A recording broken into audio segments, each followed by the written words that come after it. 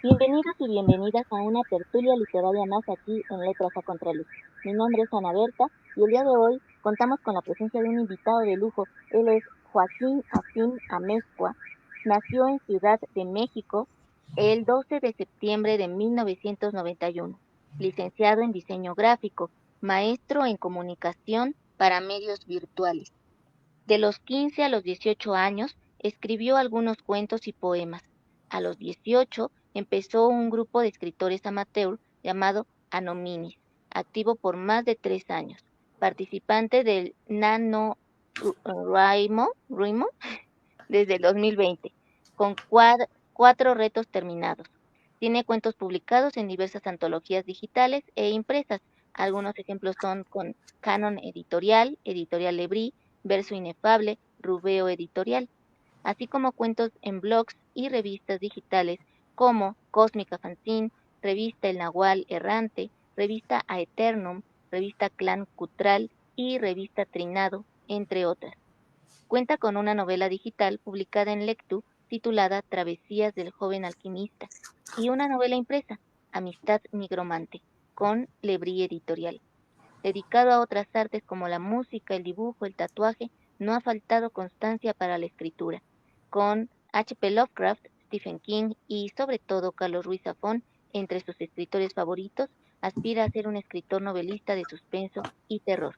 Muchísimas gracias, Joaquín, por haber aceptado esta cordial invitación. Es para nosotros un honor tenerte. Recuerdo que tuve la oportunidad de conocer tu talento en el Centro Cultural La Calaca y dije, ojalá que sí se anime. Y bueno, aquí tenemos por fin tu presencia virtual y nos gustaría que pues empezáramos con una pregunta que considero es muy importante para Letras a Contraluz porque nos muestra una parte del escritor y del ser humano que está detrás de esas letras, y es qué significa para ti la literatura. Hola, muy buenas noches. Muchas gracias por la invitación.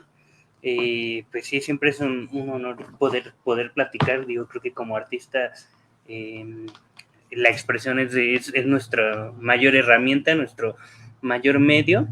Y pues aquí estamos. Eh, pues para mí la literatura tiene muchos significados en muchos aspectos, porque pues al final es una base de la imaginación y para mí la imaginación es de lo más importante en mis valores, o sea, todo lo que es la creatividad. Entonces, pues, o sea, me refiero a muchos aspectos porque, pues gracias a eso se puede abrir para lo que sea la literatura. No es solamente tener letras, tener palabras, tener párrafos, sino lo que representan, la posibilidad de, al estar leyendo, poderte ir a cualquier mundo. O sea, hay muchas cosas que he aprendido que son de la vida real, que son de la historia, que son, o sea, de incluso de, no sé, de ciencias, cosas de química, física, gracias a cuentos de ciencia ficción. Y siento que es eso, es una gran cantidad de caminos y de posibilidades donde no estamos limitados.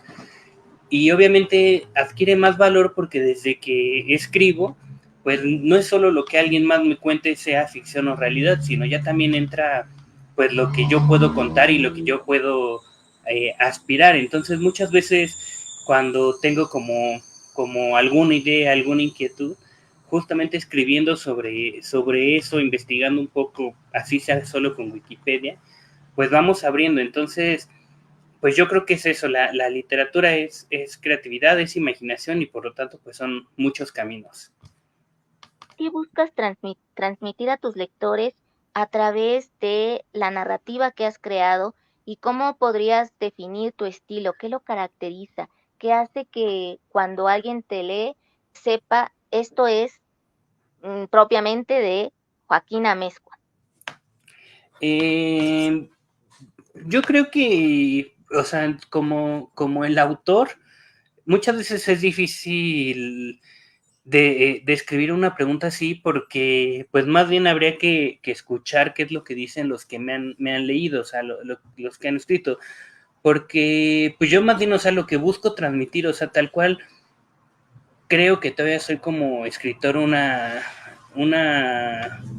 persona joven, o sea, en sentido de que todavía estoy aprendiendo mucho, estoy buscando mucho un estilo. Y como decías en mi biografía, ¿no? Mi aspiración o una aspiración importante que a mí me gustaría es lograr ciertos universos como Lovecraft, pero manejar ese suspenso o esa inquietud que tiene Stephen King, y también saberle mezclar un poquito el romanticismo y las descripciones de Carlos Ruiz Zafón, que son 3 de mis escritores favoritos. Pero digo, es una escuela, es algo que tengo que ir practicando y probando y jugando mucho para justamente ir definiendo el estilo. Y pues en ese camino he hecho muchas pruebas y justamente vivo como actualmente en una constante etapa de ensayo y error, porque en ese camino busco, por un lado, me he dado cuenta que, por ejemplo, disfruto muchísimo escribir lo que es fantasía, aunque le meto un poquito a lo mejor de terror, un poquito de aventura, pero como que siento que la mano se me va más fluida cuando escribo fantasía. Está justamente el ejemplo de mi novela Amistad Nigromante, donde pues es todo un mundo fantástico, son brujas, hay hasta vikingos, lobos, hay muchas criaturas ahí, hay muchas descripciones de escenarios, y siento que ir haciendo como esos mundos tan fantásticos se me va dando, o sea, siento que yo en lo personal lo disfruto mucho, porque ese tipo de fantasía va construyendo su propia trama de alguna forma y hasta a mí me termina sorprendiendo. Sin embargo, siento que de los mejores resultados que he logrado es una novela que todavía no he decidido publicar, que es como más policíaca, más de misterio, más a lo Sherlock Holmes o Agatha Christie. Y pues en realidad nadie la ha leído, pero siento que es de los mejores resultados que he tenido, y todavía no he podido probar si es perspectiva mía. Y por otro lado, el punto central es que justamente en esta tendencia a dedicarme al terror, en estar intentando encontrar estas definiciones, diferencias entre terror, horror, en ver qué es lo que le da miedo a la gente en la actualidad, qué le da miedo antes, siento que ha sido de los textos que más han ganado público, que más han sido aceptados por quienes me han leído, y pues también de alguna forma me va construyendo. Yo creo que a nivel de estilo, pues sí, todavía me falta mucho. Me gusta mucho, por ejemplo, intentar mezclar factores nacionales, o sea, ya sea calles contemporáneas de la Ciudad de México, o si no también meter de repente como mezclas de culturas prehispánicas para irle dando un poquito de autenticidad, pero siento que todavía me falta bastante en ese camino para decidir un solo camino al cual dedicarme, y aún así, con la experiencia que tengo leyendo mucho material de mismos autores, pues la realidad es que eso va cambiando, eso se va modificando, si no es por el contexto, por la época, el mismo autor yo creo que va agarrando cierta madurez y va buscando otros caminitos para especializarse. Sí, sin duda alguna, creo que es algo que como en la vida nunca se termina de aprender y siempre nos debemos de estar actualizando y esa es eh, pues el punto clave desde el cual debemos de partir. Me gustaría ahora que nos comentaras brevemente qué cuentos de Lovecraft recomendarías y qué de él has sentido que está presente o de cierta forma influenciando tu obra. Yo creo que, o sea, yo creo que a nivel de influencia, pues sí es todo. O sea, yo incluso, o sea, imagínate, tengo el grado de que en una libreta a mano empecé a anotar pequeñas sinopsis o resúmenes de cada cuento que leía, y ahorita ya Ujú. llegó a 100, o sea, 110 esa libreta, ya obviamente está en un archivo digital. Ya hasta le construí una tablita para ir diferenciando. Tengo 5 valores que son cuentos del carácter esotérico, cósmico, monstruos, mundos o sueños, de lo onírico. O sea, sí me he ido como, o sea, sí he tenido épocas donde voy especializándome muchísimo en Lovecraft, por muchas cosas que me gustan, ¿no? O sea, la sugestión. Entonces, digo, de estos ciento y tantos cuentos son muchos que son solo de él, pero también muchos de su bibliografía, de sus cuentos, son compartidos con otros autores del mismo círculo que tuvo. Incluso hay cuentos que comparte con su esposa. Está, por ejemplo, uno de los que es mi favorito, y respondiendo también parte a la pregunta, que lo he usado varias veces para, incluso como un poquito de inspiración, es el de Bajo las Pirámides, que fue un cuento que entre que escribió y fue por encargo de Harry Houdini, donde Houdini se queda atrapado en Egipto, en las pirámides. Es uno de mis cuentos favoritos porque tiene un poquito de todo, tiene lo esotérico, tiene un poquito este realismo donde estoy seguro que hay gente que, si no en su momento, incluso a la fecha, toman como por una historia verídica esa narración, ¿no? De que Houdini se quedó atrapado en una pirámide, pero pues no, o sea, en realidad creo que ni siquiera llegó a estar en Egipto Houdini, o sea, ni de viaje, pero el mismo cuento pues te va envolviendo tanto, y al final también cierra con toda esta parte de los monstruos cósmicos, que es algo de la mayor influencia que me ha dejado. Una de las frases más conocidas de Lovecraft es eso, o sea, el mayor miedo que tenemos los humanos desde lo más primitivo es el miedo a lo desconocido. Y justamente siento que en la actualidad el terror contemporáneo pues se cuelga mucho de eso, y llevo unos meses estudiando un poco esa parte, porque a lo mejor sí, para nosotros hoy lo desconocido ya no es encontrar un Cthulhu, o sea, ya no es un monstruo gigante, o sea, ya tenemos como otra perspectiva de esa realidad. Pero bueno, sí hay otros miedos desconocidos, como el clásico de qué hay después de la vida, ¿no? Hay muchísimos cuentos, muchísimas historias que hablan de enterrados. En este mismo sentido, y siguiendo con Lovecraft, está, por ejemplo, la pequeña saga o novelita de Herbert West, siempre buscando como esta parte de la inmortalidad, o de extender lo más posible la vida. Y pues sí, o sea, o sea, tal cual como cuentos favoritos, pues son muchos. Como influencia, pues son, yo creo que todos, o sea, incluso los más fuera de género, como hay uno que se llama La Dulce Ermengarde, que es como una especie entre de comedia y juego. Entonces, sí, yo creo que de todo.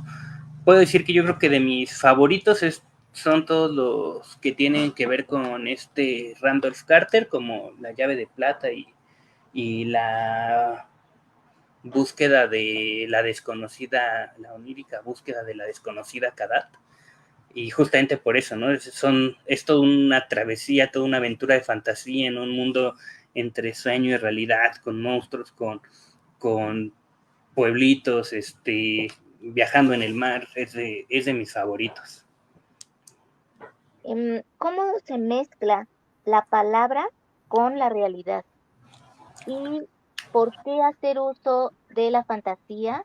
Em, ¿desde, desde qué punto la fantasía te sirve para em, crear nuevos mundos y al mismo tiempo para criticar o para reflejar, más que criticar, el, el propio, el que se vive día a día? Yo creo que, o sea, la mezcla es implícita, porque al final todo parte de lo real. O sea, no sé si profundizaría en un tema de fusiones, porque de alguna forma es lo mismo. O sea, hay muchos escritores de todas las épocas que hablan de eso. O sea, en el momento en que lo imaginas, se vuelve de alguna forma real. Y pues, por ejemplo, tenemos muchas historias que hace 200 años eran ciencia ficción y hoy son realidad. O sea, por ejemplo, ¿cuántas cosas no escribió Julio Verne respecto a los globos aerostáticos, respecto a los submarinos, todas estas posibilidades de supervivencia, no sé, quedándote en una isla sin nada, y hoy ya son realidad? O sea, los viajes a la luna. Entonces, yo creo que la realidad pues va muy implícita. Incluso, pues ya se han ido como abriendo nuevas teorías cuánticas sobre esta onda de multiversos y de realidades alternativas. Entonces, ¿quién nos asegura o no que mucho de lo que escribimos que es fantasía en realidad están siendo visiones de otro mundo que ya está ahí? Y pues yo creo que también nos aviene mucho toda esta psicología donde buscamos retratar o evadir nuestro propio contexto día a día. Alguna vez una crítica que me hicieron una historia era que, como generalizando, que los escritores contemporáneos solemos evadir mucho justamente el contexto. Lees cosas de Cortázar, de Vargas Llosa, y siempre viene como alguna descripción a la época. Si no es una cosa política, es una cosa social o cultural, pero como que siempre hay explícito algo de dónde están. Y en la actualidad mucho de lo que escribimos no ponemos ni siquiera el nombre de una calle. Y yo creo que es parte de lo mismo de retratar esta realidad entre lo tangible y lo intangible, donde ya no necesitamos como que hacer esa diferencia o hacer ese énfasis de estoy aquí, estoy en mi país o no estoy en mi país, porque de alguna forma yo creo que ya también culturalmente hemos aceptado más lo que son las otras realidades. Entonces yo creo que es por ahí como que el camino, o sea, no creo que haya ya mucha diferencia entre esta fantasía y realidad en cuestión de posibilidades y sobre todo retomando este tema de la creatividad, de la imaginación. Ok. Con respecto a tu proceso creativo, ¿qué es lo que te lleva a crear una historia? ¿La imaginas primero? ¿Escribes una idea que se te venga a la mente? ¿Haces una escaleta antes de iniciar siquiera eh, el, el pasarlo al papel o a la computadora? ¿Cómo lo experimentas tú? Yo he tenido procesos creativos igual de todos, o sea, yo creo que también todos los escritores vamos probando de a poquito y de a mucho de todo, pero lo que más me funciona a mí es lo cuadrado. Eh, Justamente como anécdota, o sea, empecé a escribir pues desde la adolescencia, 12, 14, 15 años, y siempre me interesó llegar a escribir o a concretar una novela. En ese entonces, a los 16, 18 años, lo intenté y fracasé, o sea, me perdí en ese primer intento, yo creo que antes de las 10 páginas, así. El segundo intento que hice, avancé más, yo creo que sí avancé como unas 60 páginas, 60 cuartillas, algo así, pero llegué a un punto en el que ya había enredado tanto la historia que no sabía ya para dónde seguir y terminé abandonando el proyecto. Y fue hasta la pandemia que, después de haber terminado licenciatura, maestría, de haber escrito la tesis de la maestría, que fue algo pues no literario, sino de texto pues de divulgación, pero el haber entendido como metodologías para la investigación me ayudó a hacer como una serie de pasos para escribir la novela, y desde entonces ya terminé 5, como que siguiendo exactamente una escaleta, voy desarrollando, voy viendo dónde empiezo, dónde está el final, incluso aunque ya en la parte de ir escribiendo puedo llegar a hacer alguna divergencia, pero como ya tengo bien mapeado todo la historia, no es una ruptura catastrófica, sino que sí es de aporte. Y no solo con las novelas, esa es ahora sí que la metodología más compleja que me hice, pero incluso para escribir cuentos procuro ir haciendo como muy claro cuál va a ser mi problema, dónde va a empezar, cuáles van a ser como los detonantes y los cierres para resolver el problema. Sí me muevo más, mucho más ágil con la planeación que con el impulso, pero pues no descarta que sí tengo varios cuentos que han sido de ahora sí que una sentada y lo que va saliendo, de que a veces cuando estoy pasando con el perro o salgo a correr, pues me empieza como a venir la idea y llego y la aterrizo y sí, o sea, sí han salido 3, 4, 5 páginas de corrido, nada más de una idea simple, pero sí me muevo más por lo cuadrado y lo estricto que lo libre. Lo que se va planificando de a poco. Em, Cuéntanos un poco, ¿cómo empieza y cómo surge el grupo de escritores amateur llamado Anominis? ¿Por qué se te ocurre crearlo? ¿Quiénes formaron parte de este grupo? Y de allí, ¿qué experiencias te dejó? ¿Con qué te quedas de lo más positivo que haya surgido? Ese grupo es de los mayores gatillos que he tenido en mi vida. Eh, es Anóminis, el significado es del etimológico es sin nombre, porque justamente teníamos como una química donde no sabíamos cómo bautizar este pequeño círculo por la diversidad que traíamos.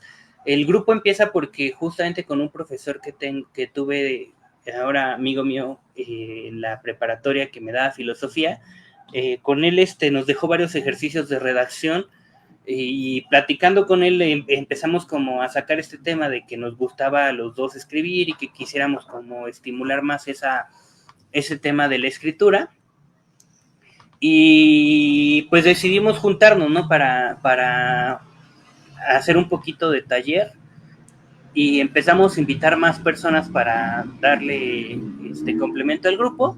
Esto fue por el 2010, una cosa así, o sea, ya tiene un ratillo.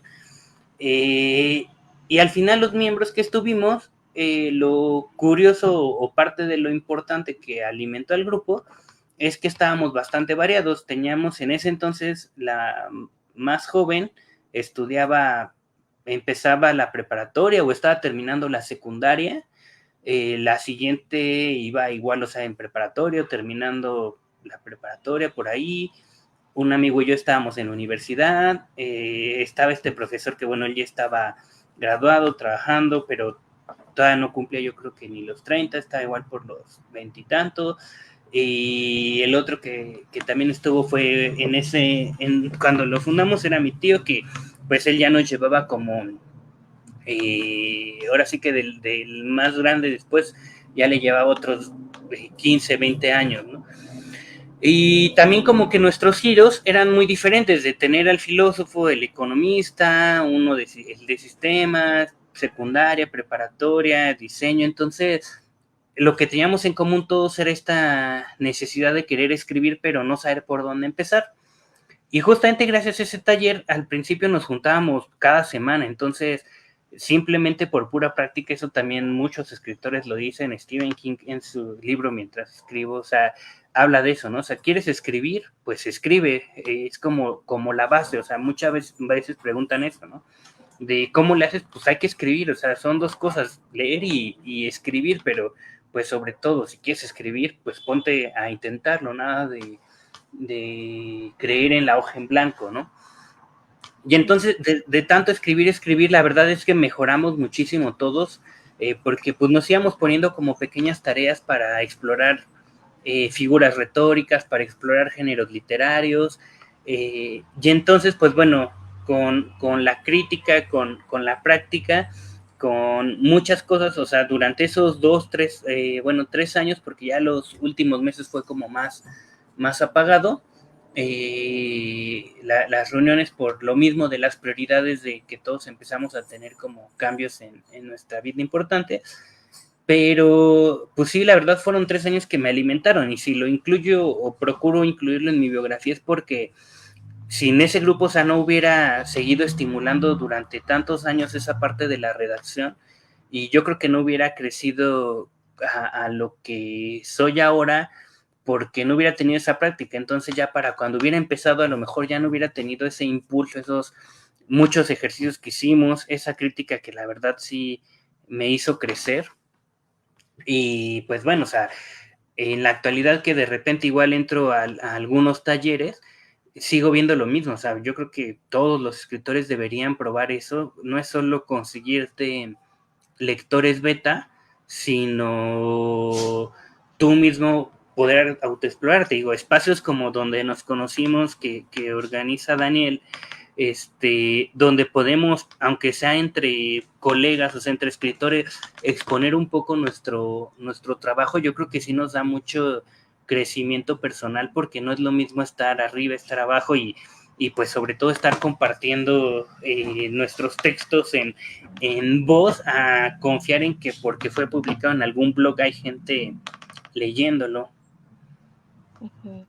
Un ejercicio literario que tú recomiendes realizar desde esa vivencia en los distintos talleres que has tenido la oportunidad de em, ingresar a ellos. Sí, uno de mis favoritos y de los que más me funciona para inspirarme es el de la fotografía. Y más ahora que tenemos estas herramientas de inteligencia artificial, pero yo lo he hecho con fotografías, lo he hecho con ilustraciones, con arte, yendo a museos, y es el de describir, construir una historia o describir una imagen.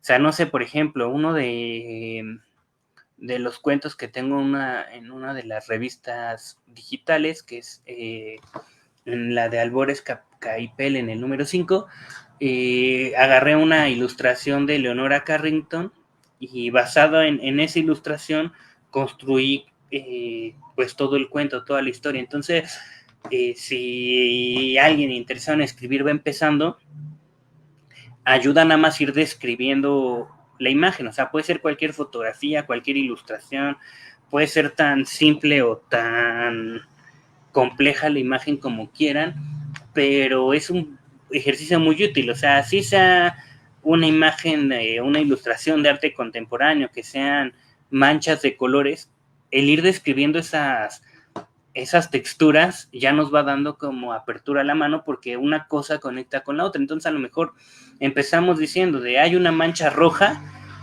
que conecta con el azul, y a lo mejor esa conexión de rojo-azul nos empieza a dar una idea, ¿no? Y el rojo y el azul me recuerdan a esta bandera, y esta bandera me recuerda a este país, y este país me recuerda a esta cosa, y siento que es un ejercicio donde la mano se va soltando mucho, y obviamente si son ilustraciones, como mencionaba, tipo de Leonora Carrington, algo surrealista, pues también nos da otro tipo de herramientas para ir detallando, ir mezclando personajes, sumándole, restándole, criaturas, escenarios, etcétera.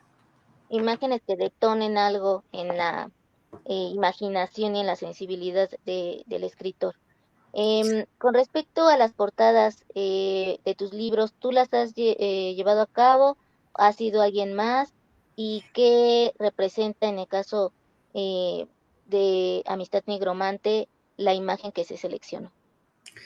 Sí, justamente algo que tengo es esta multidisciplina, porque soy diseñador gráfico y en mi carrera pues sí he hecho dibujo con diferentes técnicas, incluso estuve varios años dedicándome al tatuaje, entonces pues sí, no descarto la posibilidad de aprovechar otros ilustradores, pero me ha gustado mucho porque es un resultado que yo solito puedo ir puliendo y sin estar dando vueltas.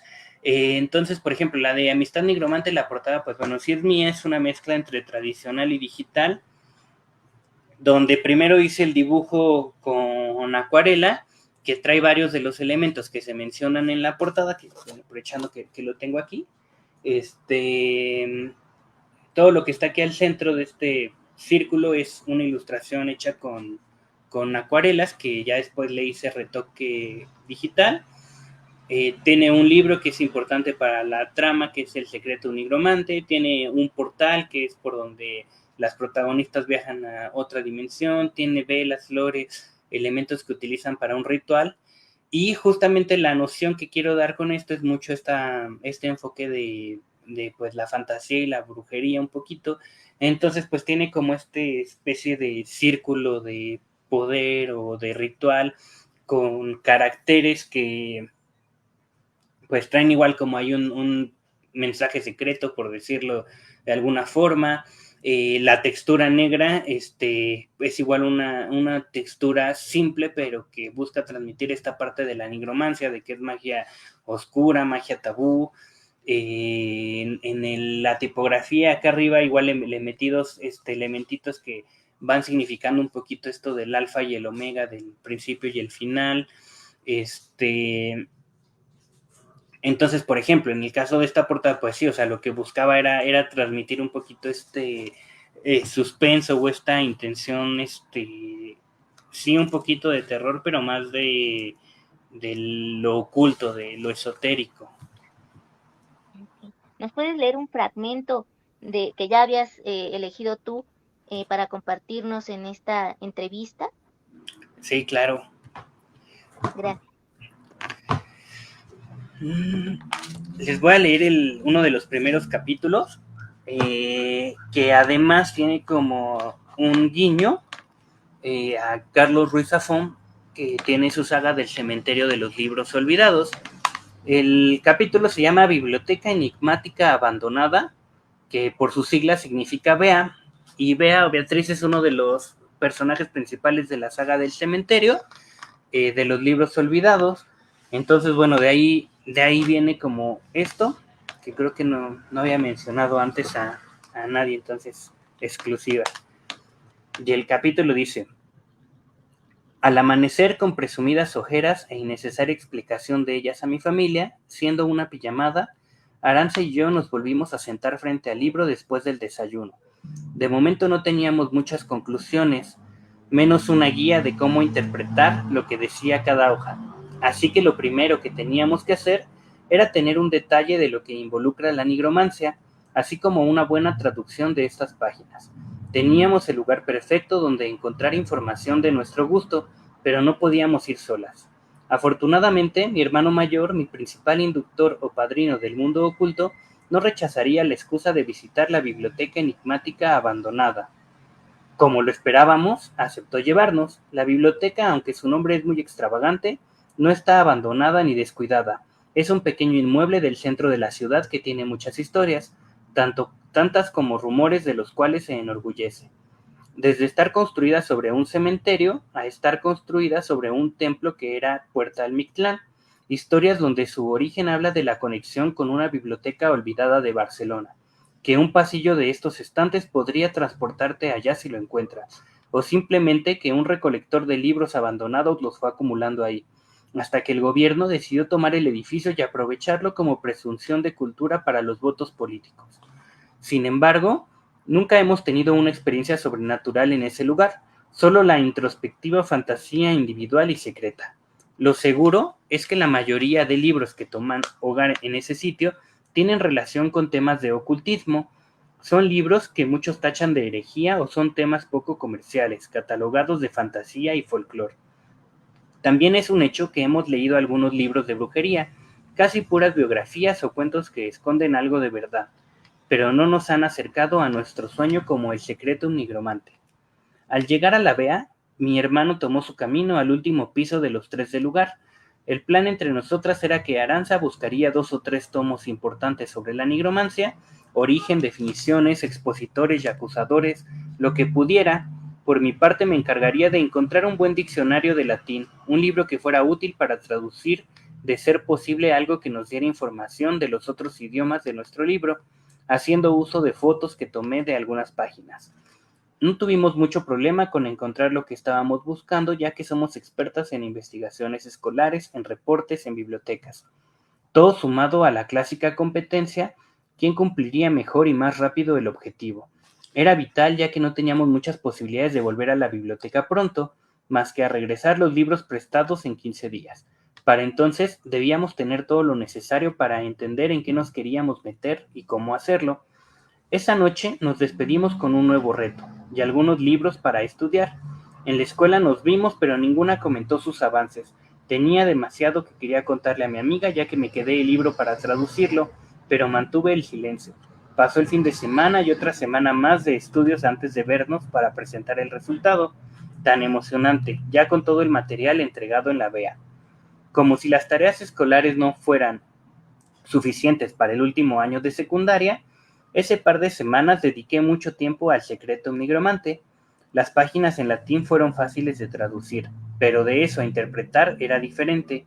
Muchas, la mayoría o tal vez todas, eran fórmulas que, aunque parecían una receta, no tenían lógica su secuencia, como si vinieran en código a pesar de ser solo latín, porque las páginas en otros idiomas eran menos descifrables. Por ejemplo, un lenguaje que logré identificar fue el Aglo, que incluso parece no ser del planeta Tierra, muy antiguo y de pocos vestigios documentados, pero las palabras que pude traducir no eran pronunciables y tal vez ni significado tenían, y ya al que lo logre o ya lo ha logrado. De cualquier forma, se respiraba la magia en todas las páginas, y fue lo primero que le dije a Aranza de mi investigación, llegado el día de la pijamada. La primera expositora fue ella debido a que la cita fue en su casa y la competencia seguía. Estuvo mejor que una presentación escolar. Mi amiga me mostró una resumida exposición basada en un reporte a modo de ensayo de 20 páginas, Nigromancia desde la alquimia, un título ostentoso y un reporte complicado para una niña de secundaria, aunque muy revelador. No sé cómo está el tiempo, sigo leyendo otro poquito o hasta ahí. Eh, si quieres, ahorita la dejamos allí. Aplausos. Eh, y ahorita, para finalizar, nos terminas de leer el fragmento. Em, Mientras tanto, pues regresamos con las preguntas. ¿Crees que es importante leer en voz alta? Y si sí, ¿por qué? Siento que sí es importante, como decía, o sea, para muchas veces conocerse y saber cómo está nuestro ritmo en los cuentos. Digo, no creo que sea un requisito indispensable o obligatorio para una publicación, o sea, visto desde el autor, pero sí yo creo que es una muy buena herramienta para muchas veces descubrir como detallitos que a lo mejor no nos gustan. Eso en el sentido del proceso de la redacción. Ya a nivel de lector, pues ya depende muchas veces de cada quien, o sea, yo creo que hay de todo. En lo personal, pues sí suelo tener como mucho más gusto por mi privacidad al momento de leer que por estarlo contando de alguna forma, pero, pero sí, de que es una herramienta que tiene mucha utilidad, yo creo que sí. Desde tu experiencia como escritor, ¿cuáles serían las principales funciones u objetivos del terror? Conocemos que muchas veces ha servido para denunciar, para como deliberación también, no solo para causar susto a través de lo sobrenatural, también irse hacia el horror cósmico, sino también para atender al terror más eh, interiorizado y psicológico que puede llegar a existir en el ser humano. Desde tu punto de vista, entonces, ¿cuáles son los objetivos y funciones del terror? Yo creo que del terror de todos los géneros, o sea, pues lo principal es mover las emociones. Eh, es bien conocido que pues las rutinas de los mayores enfermedades, o sea, es del cáncer de lo más fuerte que hay, o sea, caer como en la monotonía. Y el mover las emociones a través de la literatura, yo creo que es medicina. Y una de las más fuertes suele ser el terror, o sea, me gusta mucho, por ejemplo, imaginarme las publicaciones de terror clásico en sus épocas.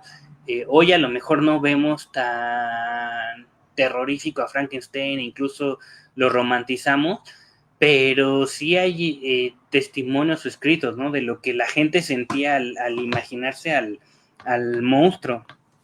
Entonces yo creo que es eso, o sea, yo creo que actualmente, como dices, muchas veces funciona en el caso del género de terror en particular, incluso como denuncia. Mucho del terror contemporáneo trata justamente sobre guerras, violencia, violaciones, secuestros, suicidios. Llega a ser como lo más leído con pues los autores que están, o autoras sobre todo, que están como en la moda actual, o sea, por ejemplo, Mariana Enríquez, que pues justamente en este terror contemporáneo, pues va hablando mucho de, no sé, ¿no? O sea, incluso hasta de gente sin techos, o sea, el tema de las drogas o del alcohol, también, o sea, el suicidio, y pues sí sirve como denuncia, pero sirve para, como decíamos, esta parte de lo desconocido, o sea, tener como más perspectivas para ir construyendo la nuestra propia. Un ejemplo es este, ¿no? O sea, retomando el clásico de que no sabemos qué hay después de morir. Entonces, pues, muchas de estas historias de fantasmas, de muertos vivientes, pues nos van dando una perspectiva. Y dentro de esto desconocido y de este movimiento de sentimientos, por ejemplo, otro caso es que hay muchos cuentos en la actualidad de suicidio, y aunque sabemos por definición que es a lo mejor un suicidio, pues no vamos a experimentarlo a lo mejor tal cual en vida propia como para poder narrarlo, y se va a mantener siempre como una experiencia pues desconocida al final de cuentas, y por lo tanto pues una experiencia de miedo. Entonces yo creo que pues el terror va a seguir sobresaliendo, y se ha agarrado tanta fama o moda en los últimos años, es por eso, es de los sentimientos menos explorados y que van a quedar siempre sin resolverse. Al final digo, no sé, una historia de amor pues va a tener sí o sí su final feliz, porque si no, pues no va a ser una historia de amor, va a ser a lo mejor una historia de drama o de otra cosa, pero ambas van a tener un cierre, ya sea el triste o el feliz. Pero en el caso del terror, pues siempre queda esta posibilidad de lo desconocido, que nos va a dejar a lo mejor en la noche con la duda del qué pasaría así. Aparte de Lovecraft, Stephen King y de Ruiz Zafón, ¿qué libros em, te cambiaron así 360 la perspectiva y dijiste, ok,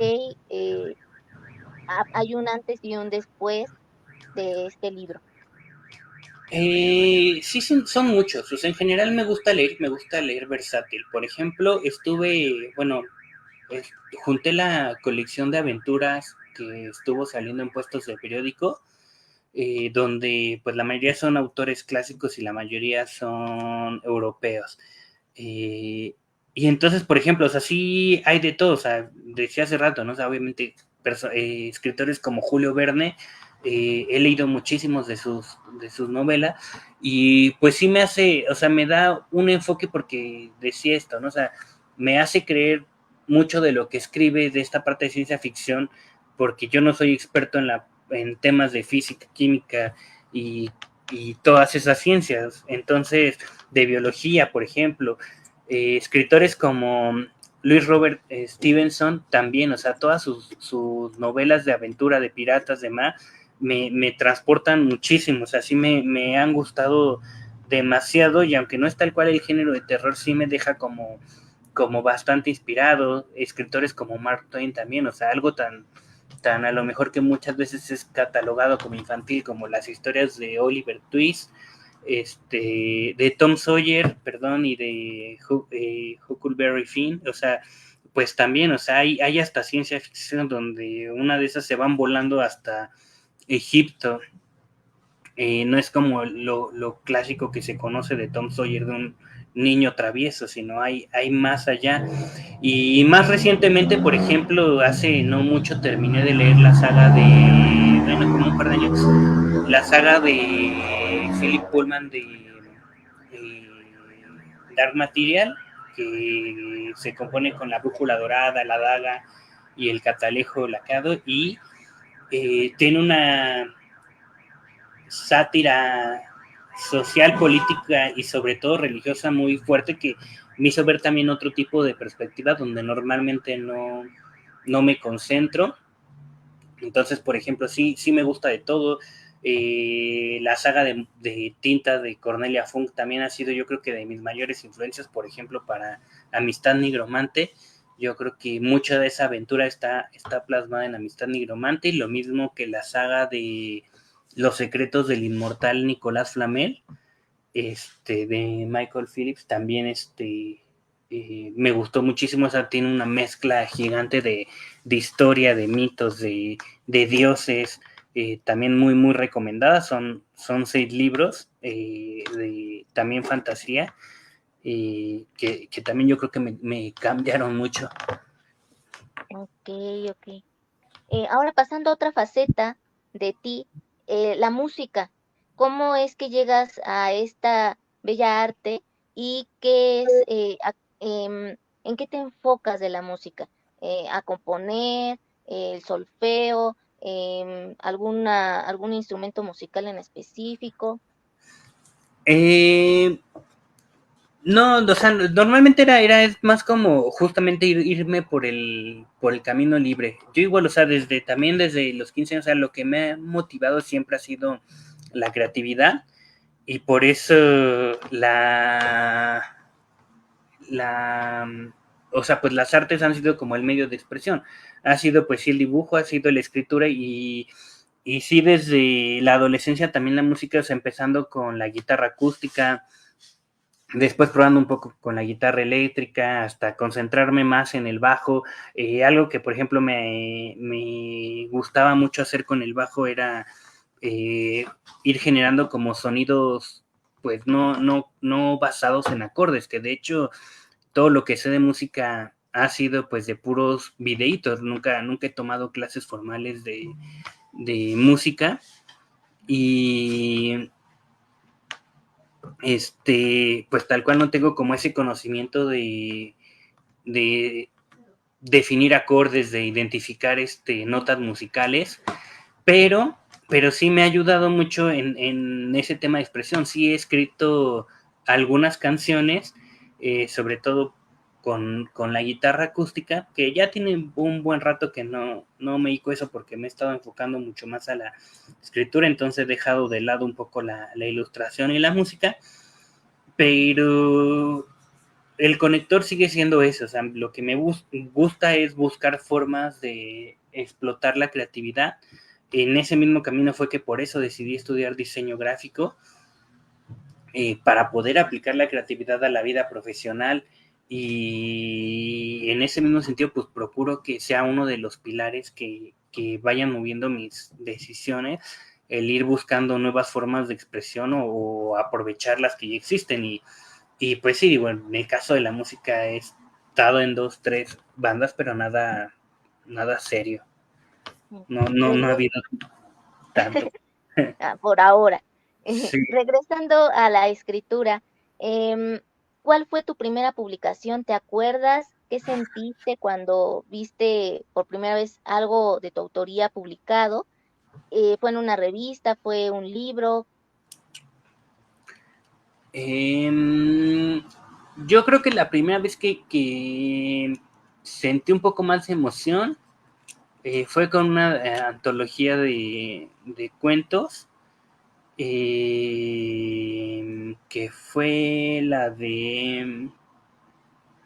fue creo que una de las de Rubio, eh, pero, pero realmente lo que sentí fue como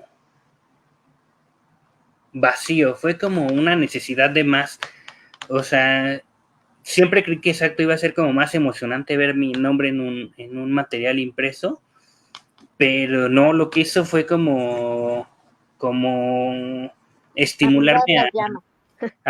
no, de esto no es suficiente, ¿no? Ahora lo que necesito es tener mi propia novela.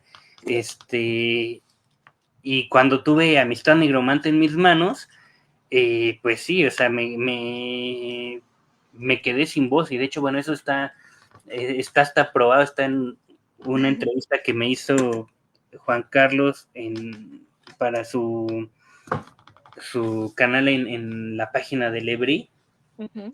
donde me quedo pasmado, ¿no? Entonces, sí fue como mucho, pero también me volví a sentir ese sentimiento de necesito más. Y pues sí, o sea, desde entonces he buscado eso, o sea, no es nada más como ir generando materiales, sino ir buscándoles que sí tengan una mejora. Por eso es que tengo ahorita 3 novelas que no he querido publicar porque estoy con la intención de qué hacerles, ¿no? O sea, si nada más sacarlas por sacarlas o seguirle invirtiendo más a Amistad Nigromante o seguir yo creciendo antes de publicar otra cosa y esperarme hasta ver cuál va a ser la siguiente novela. Pero sí, de alguna forma lo que genera ver ir viendo los resultados es ganas de más. Sí, ok. Con respecto a el, sí, la editorial Lebrí, ¿cómo llegas a Editorial Lebrí y por qué decides publicar con ellos tu primera novela? El, los conocí por otra convocatoria de antología de cuento que fue para la antología de mi cuento quedó en la antología de terror volumen 2 de los 4 volúmenes que hay y me gustó muchísimo el tipo de contacto que manejaban con los escritores. Cuando yo los conocí o cuando decidí darles Amistad Nigromante, yo ya había mandado otra novela a otra editorial, pero con la otra editorial todo el proceso fue muy frío, fue muy distante, o sea, realmente nunca hubo una llamada de nada, era un correo como genérico que se tardaban muchísimo en contestar, pero era un sello que en teoría pues se especializa como en el género y todo, y pues por eso me había estimulado. Entonces dije, bueno, vamos a probar, me convencí, dije, a ver qué pasa, pero sí fue como muy frío. Entonces ver ese contraste que con Editorial Ebri era mucho más cálido, más contacto. Cuando decidí cotizar Amistad Nigromante,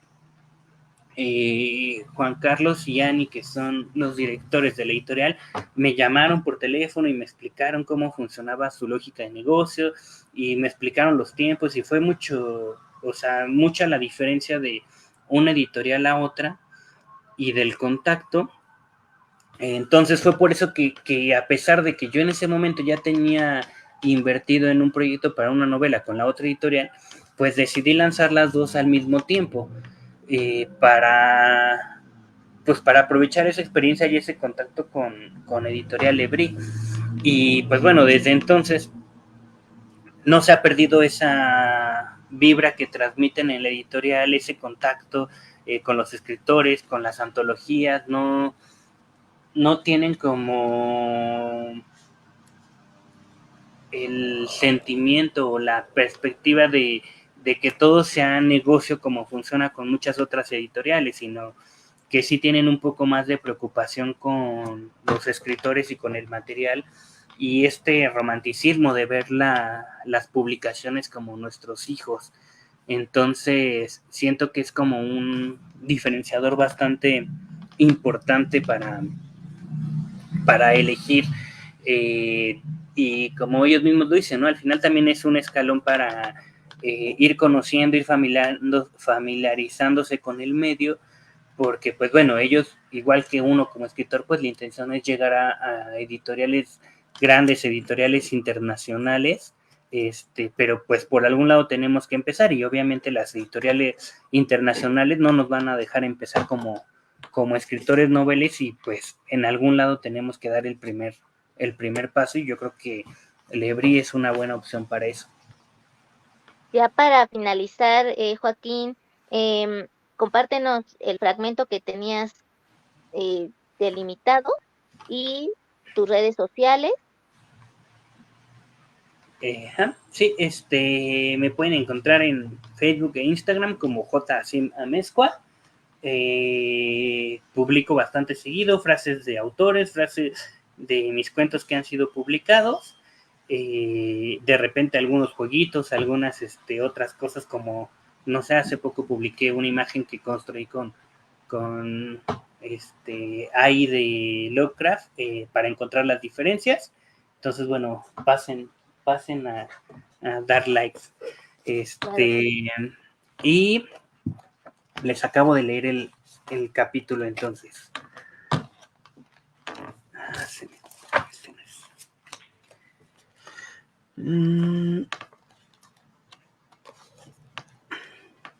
De cualquier forma se respiraba la magia en todas las páginas y fue lo primero que le dije a Aranza de mi investigación llegado el día de la pijamada. La primera expositora fue ella debido a que la cita fue en su casa y la competencia seguía. Estuvo mejor que una presentación escolar. Mi amiga me mostró una resumida exposición basada en un reporte a modo de ensayo de 20 páginas. Nigromancia desde la alquimia. Un título ostentoso y un reporte complicado para una niña de secundaria, aunque muy revelador. La nigromancia es principalmente un arte de adivinación o clarividencia donde la base radica en invocar a los muertos para lograrlo. En general es difícil llegar a una definición completa, ya que la investigación de Arantxa arrojó que no hay muchos registros oficiales. Los posibles documentos se desvían a temas de alquimistas o médicos que no registraban sus descubrimientos, ya que aquellos que lo han hecho en la historia fueron expuestos como brujos, brujas o gente sin capacidad cerebral coherente, locos, sin terminar sus obras. A excepción de algunos casos en las culturas más antiguas, como en Egipto, donde por lo contrario se les consideraba como sacerdotes poderosos dignos de temer. Así que los representantes, en caso de existir, permanecen en el anonimato o protegidos por logias secretas que guardan el secreto con celo. Un nigromante, dentro de las creencias populares, puede en primer lugar comunicarse con los muertos para conocer el futuro, el pasado, incluso cosas del presente o de la vida del muerto invocado. Esa conexión con la muerte da apertura a un entendimiento avanzado de la vida. Así que se cree también que pueden curar y lastimar a otras personas absorbiendo o manipulando la energía vital de cada uno, que pueden incluso revivir a alguien o alargar su propia vida. Pero una de las conclusiones que mi amiga obtuvo al respecto fue que este tipo de magia exige sacrificios que se equiparan con lo obtenido, como una buena ley de transmutación. Al estar jugando con la ciencia de la muerte, es necesario que la moneda sea la misma o la opuesta, como la vida. Esa clave es parte del enigma que me faltaba para entender mejor y poder descifrar las fórmulas del secretum nigromante. Muchos de los hechizos o pociones que presenta el libro dan confirmación a la presentación de Arantxa sobre la razón de ser y el arte de la nigromancia. Cuando terminó con toda emoción, sorprendiéndome por la dedicación profesional de cómo preparó todo, le pedí unos minutos para hojear su ensayo, entendiendo mejor el peligro que deja la marca del nigromante. Por un lado, el sacrificio que exige, por el otro, la condena de la sociedad. Una vez que terminé de leer y antes de platicar más al respecto, saqué un cuaderno hecho por mí con tapas duras, base de cartón grueso, pintado con textura de madera, placas metálicas en las esquinas y con título en perfecta letra manuscrita en la portada, Secretum Nigromante. No fue una reproducción fiel ni visual ni de contenido del original que en ese momento Arantxa tenía entre sus manos. Fue más bien una copia personalizada con mis iniciales. Ella aparentó no tener demasiada sorpresa, halagó un poco el esfuerzo, sobre todo que gran parte del libro estuviera transcrito con letra e idioma legibles. Aunque su mirada tenía una sorpresa notable con cada hoja que recorría de mi cuaderno, preservando un ligero brillo de envidia en sus ojos que le impedía decir más. Sabía que ese sentimiento sería latente, así que le entregué otra copia también a mano, como en la antigüedad se transmitía el conocimiento. Con ese abrazo y ese ímpetu al recibirlo, el trofeo de esta sana competencia fue mío. Simbólico el premio y simbólica la victoria porque ella no lo admitiría. Le conté primero sobre los idiomas y lenguas que había detectado y le mostré cómo quedaban las traducciones y lo inexplicable que eran algunas fórmulas que el libro presentaba. Las que fueron indescifrables no las pasé a nuestros cuadernos. Lo siguiente que expuse con menos formalidad escolar que la de ella fue en general los hechizos que tenían lógica y que podrían estar a nuestro alcance, pagando con la moneda justa como la investigación de mi amiga arrojó. No solo teníamos en el libro varios conjuros que al parecer tenían relación con los muertos, para revivirlos totalmente, revivir su alma o revivir solo su cuerpo putrefacto, también había otras cosas, invocaciones de espíritus específicos, de energías aleatorias o entidades desconocidas para comunicación o liberación, pero todas venían en compañía de advertencias que no todos los muertos están obligados a verte como amo, así que su obediencia puede ser relativa. Sin embargo, no solo había procesos en relación con los muertos, a pesar de ser la esencia de la nigromancia, había algunas páginas del secreto nigromante que hablaban de curación de cuerpos y almas, otras de control mental similar a la manipulación de un muerto, al parecer basados en el manejo de la materia. Incluso había pociones o conjuros que su relación era a los sentidos, vista, oído o tacto. Por último, menos descifrable, algunas hojas son de portales a otras dimensiones o zonas desconocidas de este mismo mundo, la mayoría imposibles de entender, sobre todo para dos niñas que empezaban a explorar la magia real. A pesar de los posibles inconvenientes que parecía presentar este nuevo sueño, no nos decepcionamos y pasamos casi toda la noche platicando al respecto. Había cosas que podríamos intentar, sobre todo entre nosotras mismas. Estábamos muy cerca de cumplir un sueño imposible, al menos parte del mismo. Lo importante era tener un poco de esos poderes, mejor aún, tener la habilidad de utilizarlos a nuestra voluntad. Listo. Maravilloso. Pues muchísimas gracias, Joaquín Amezcua. Recuerden seguirlo en sus redes sociales. ¿Estás en Facebook? Como J. Sim Amezcua. Ujú. Y bueno, lograr conseguir sus libros.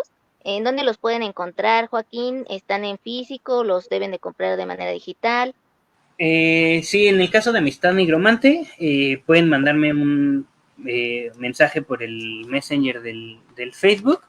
Esos los tengo yo y con la editorial Ebrio. Ahorita estamos justo en producción de más copias porque no hay, pero pueden descargar también una novela que tengo digital que se llama Travesías del joven alquimista, que está en Lectu y que es totalmente gratuita, además de todas las publicaciones digitales que ya mencionabas, como las de Canon, que también las encuentran en Lectu, y algunas otras que encuentran en los mismos blogs y sitios web de las revistas digitales, como es el caso, por ejemplo, de la revista Trinado. Ok, perfecto, excelente. Pues muchas gracias a quienes vieron este video en vivo, a quienes lo vean en diferido, que tengan un excelente fin de